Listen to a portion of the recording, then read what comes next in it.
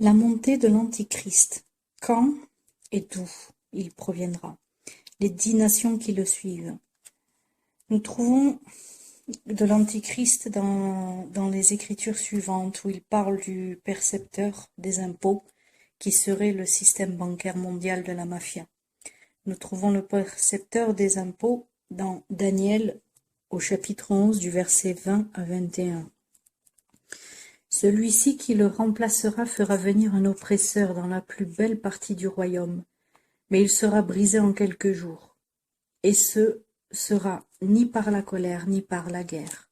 Un homme méprisé prendra sa place, sans qu'on lui ait donné la dignité royale. Il arrivera dans une période de tranquillité et s'emparera du royaume grâce à des intrigues. C'est-à-dire qu'il sera un fraudeur, un homme du diable, c'est l'Antichrist. Cela viendra sans bruit, cela viendra d'un petit groupe.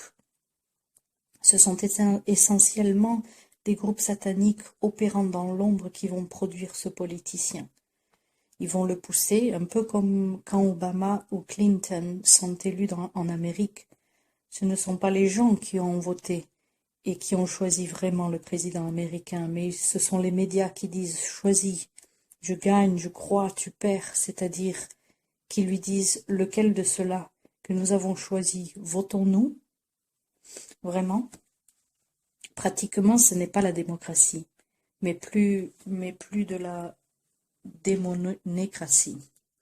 Ainsi, dans le monde d'aujourd'hui, qui contrôle les médias, contrôle le cerveau des gens pour le rendre islamique, religieux, communiste, capitaliste, masoïste, toutes les religions, etc.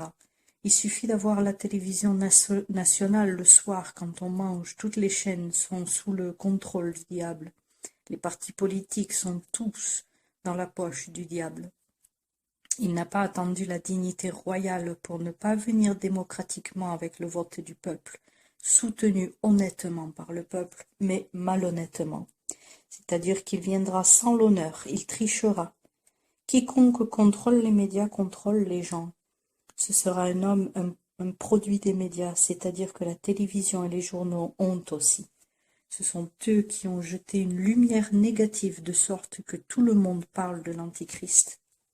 Car il y a des religieux aujourd'hui, il y a des journaux qui parlent bien et des journaux qui parlent mal. Les journaux décident plus ou moins de ce que pense le cerveau des gens. Alors, ne vous endormez pas en regardant la télévision. Lisez la Bible, mes frères et mes sœurs. Quand l'Antichrist viendra, il prendra le contrôle, il parlera la langue du peuple, du monde, comme écrit dans 1er Jean, chapitre 4, du verset 5 à 6. Eux, ils sont du monde. Voilà pourquoi ils parlent entre le monde, et le monde le reçoit. Nous sommes de Dieu. Celui qui connaît Dieu nous écoute. Celui qui n'a pas Dieu ne nous écoute pas.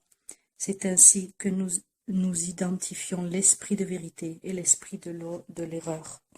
Comprenez-vous?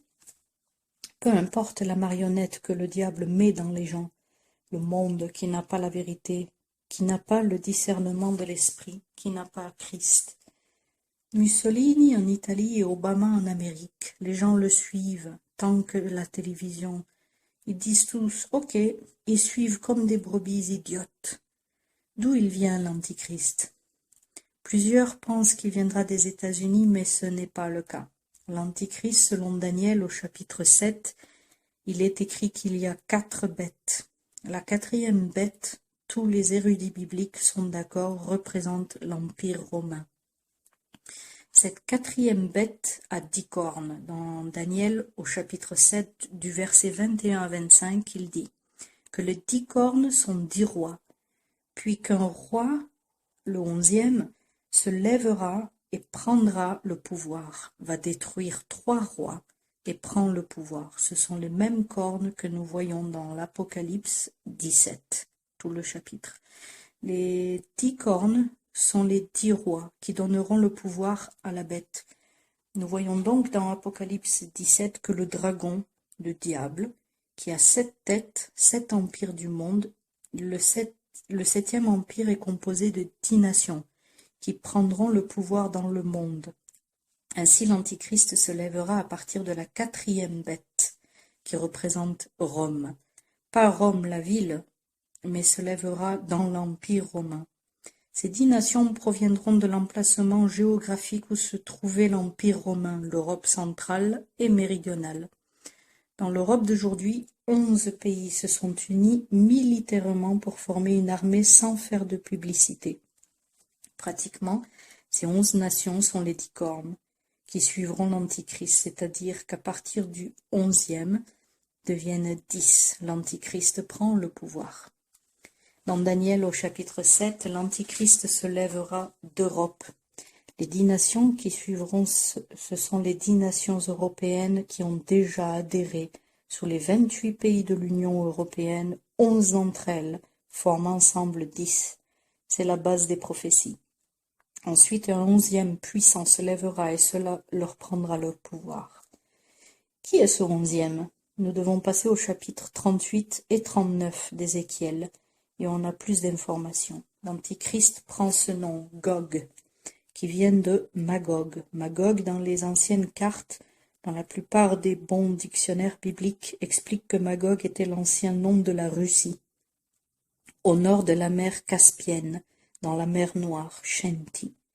Dans Ézéchiel 38, Gog guide Magog. Gog vient de Russie, envahit Israël et est détruit par Dieu. C'est à propos d'Armageddon. L'Antichrist a quelque chose qui vient de Russie, pour la personnalité où il sera envoyé par la Russie, qui sera élu comme une sorte de président de l'Union européenne, qui deviendra l'Antichrist. Il y a d'autres nations qui suivront l'Antichrist. En fait, dans Ézéchiel 38, du verset 1 à 5, vous devez regarder les anciennes cartes. Gomer, fils de Giaphié, celui qui a colonisé l'Europe, Perse, l'Iran, Togarma, la Turquie, Libye, la Perse. Donc, l'Europe, les nations musulmanes suivront l'Antichrist. Même la Chine, qui applique la même politique que la Russie. Les musulmans, les Chinois et les Russes sont toujours ensemble dans la politique contre les États-Unis et Israël. La Russie était sous le contrôle de l'Empire romain, alors inhabité, mais les Romains contrôlaient le sud, qui est maintenant le sud de la Russie. Magog était le nord, la mer Caspienne, la mer Noire, en Sibérie. Prochains événements prophétiques, l'Antichrist conclura un pacte de 7 ans avec Israël et les pays musulmans. C'est très intéressant, car le temps de la fin commence ici.